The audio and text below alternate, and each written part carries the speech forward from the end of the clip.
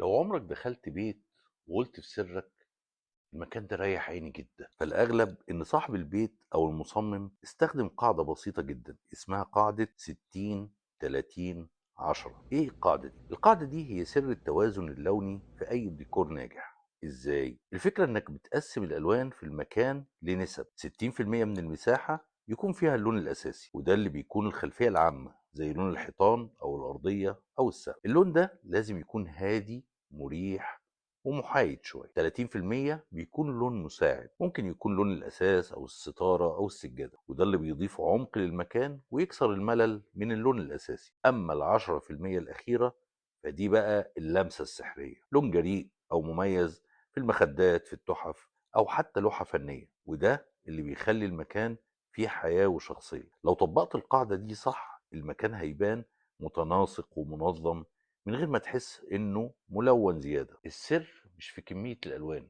السر في توازنها ونسبتها.